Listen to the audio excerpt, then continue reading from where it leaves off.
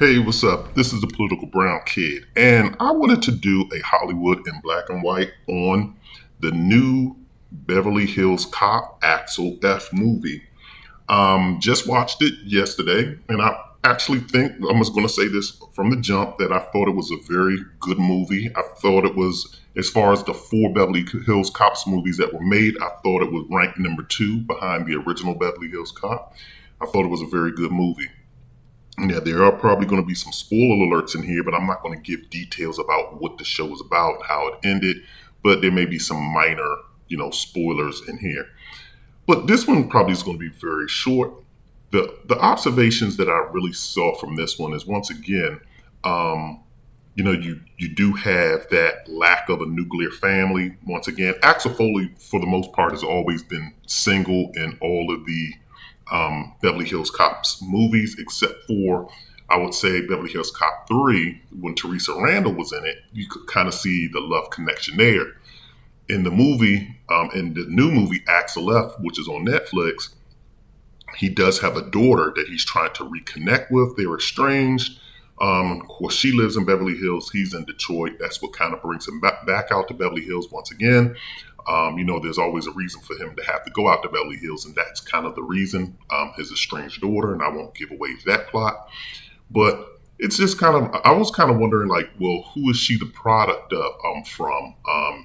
Is Teresa Randall's character the one that Axel F had, the child with? Is that her mother? But they don't specify in the movie.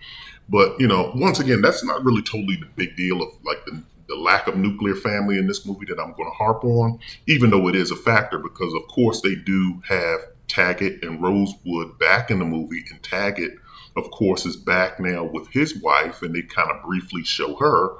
So they kind of show that relationship. So they kind of give you a glimpse that there's a white man, white woman together. And of course, you don't see that in Beverly Hills Cop. But the thing that I'm going to notice in Beverly Hills Cop is this. Once again, oh, and by the way, too, um, Eddie Murphy's daughter, because I like looking at credits. I really like looking at credits at the end on a lot of movies. Not the overly long credits, but I do like to look at some actors and actresses and so forth, and some other positions, maybe locations and things of that nature. So I do like to check out credits. And then I saw a Bria Murphy in the credits, and I was like, oh, well, which one was she? So I kind of looked it up, and if you ever watch it, Eddie Murphy's daughter is one of the cops in the movie, and that's one of the features that I'm going to talk about right now because there's several things that these movies are doing.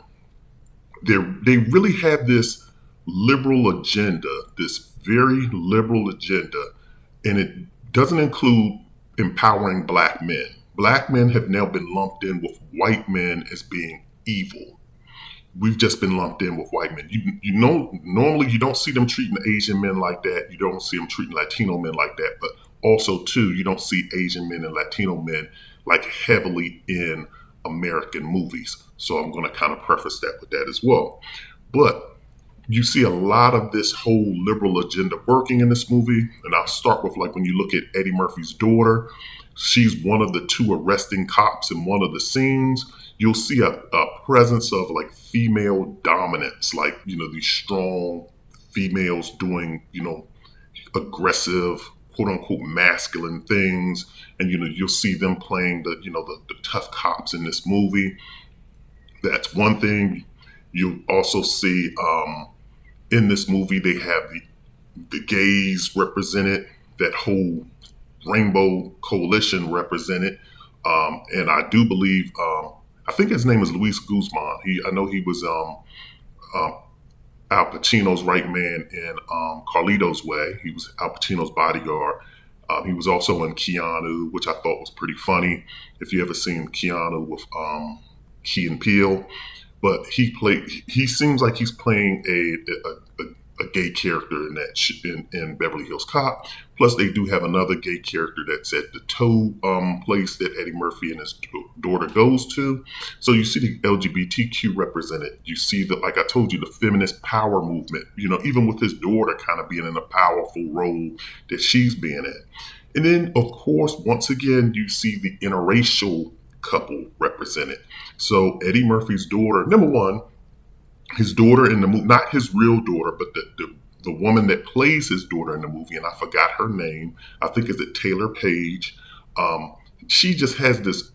I can tell she's probably a white girl in real life. She holds her mouth. It's certain facial features that black women do, and even black. I don't really study black guys, but I study black women because, of course, that's what I'm attracted to. And you can tell just by the way they hold their face, certain facial expressions and certain things that they do that they're immersed in white culture. And when you look at this girl Taylor Page in Beverly Hills Cop, the way she's holding her mouth and even the way she talks, it's she's very white. She comes off as very white acting, and so that's one irritant of mine because I can't stand that. So that's one thing. And then they also paired her up with she has a love interest through this movie. It's not really like totally a love interest, but it was somebody that they alluded to that. And Eddie Murphy keeps saying it. Eddie Murphy is Axel Foley, by the way. He keeps saying, you know, when he sees the white guy with his daughter, his black daughter, he keeps saying, have y'all two had intercourse yet? Have y'all had intercourse? And he keeps running around telling everybody, Taggart, Rosemont, yeah, he had intercourse with my daughter. I don't know any black guy or black people that would say this type of stuff, you know, around with their kids. Maybe that's just me, but black people just don't talk like that. That's similar to that other Netflix movie with Mahershala Ali when they went to, I forgot who else was in it, but they went to when he had the house, and the world would seem like it was coming to an end, and him and his daughter showed up at this house that they had rented out as was an Airbnb to this white couple, and then the black daughter was talking to him like, you know, just making sexual comments to her father. Black people just don't talk like that to their parents. So I can tell that this is white writing. But I'm saying all that to say this. You have the interracial. When I say interracial, it's not the black man with a white woman. They've canceled that out. They want to make sure that it's always the dominant, the quote unquote lead, because the man is the lead in the relationship for the most part. They want to make sure that the man is represented as a white man and that the woman who's going to follow and support him is black. And they've canceled out making black men and white women the interracial couple to look at. They want you to look at black women with white men. And you can see kind of the connection in this movie and throughout, you can tell there's some tension there between these two, some intimacy tension between these two in the show. The other thing too that just looking at is when you talk about that, once again, Eddie Murphy, the only black guy in the show, by the way, and this is also my kind of pet peeve with this show. This is supposed to be Eddie Murphy. This is Eddie Murphy production. This is Eddie Murphy's baby. This is new to Netflix, but I keep telling y'all, Netflix loves making black people mandingos and bedwenches. They love this interraciality. They push it hard on Netflix platform. This is Eddie Murphy's movie, and you don't see not one black person in this movie. But you only see two black people, and that's Eddie and his daughter. Now, mind you, one character from if anybody ever saw Soul Men with Bernie Mac and Samuel Jackson, the character, the comedian kind of guy, it was a light-skinned dude that was dating Bernie Mac's. Well, Samuel L. Jackson thought that was his daughter. Bernie Mac character thought that was his daughter. If you ever look at the Soul Men movie, she was living with this guy. I think his name was Lester or Chester, the court jester. That was his rap name. He's in the movie, and he's in there briefly, but he plays a little small bit role. But all of the other characters in the movie are white. All of the other characters, Eddie Murphy and his daughter on Taylor Page are the only two black things running around in this movie. So I'm just wondering why or how does this happen?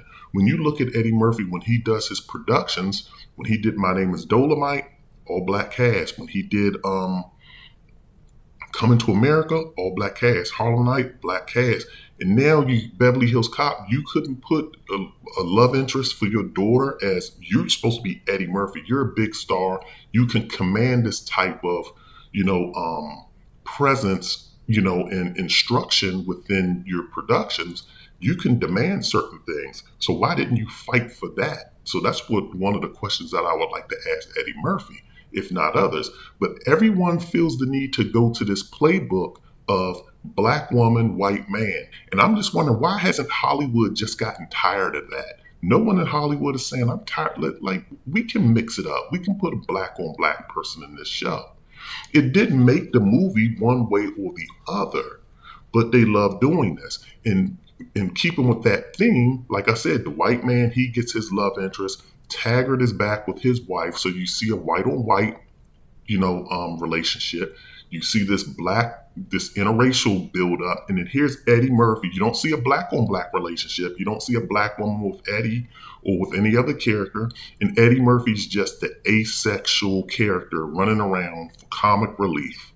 Once again, I keep telling y'all that the black man in these movies are always just the asexual character that's either the spiritual or moral compass of the movie, or they are the comic relief of the movie. And that is exactly what Eddie Murphy is. But that was just my take on Hollywood in black and white for Beverly Hills Cop, Axel F. Once again, I thought it was a good movie. Definitely, like I said, out of the 4 Beverly Hills Cop movies that were made, this is definitely number 2. The original Beverly Hills Cop is always going to be the best, in my personal opinion. So if you have Netflix, definitely check it out. But I wish Netflix would stop this bullcrap that they're doing in terms of black people. But drop your comments in the comment section. Also hit the like and subscribe. Once again, this is the Political Brown Kid. I'm out of here.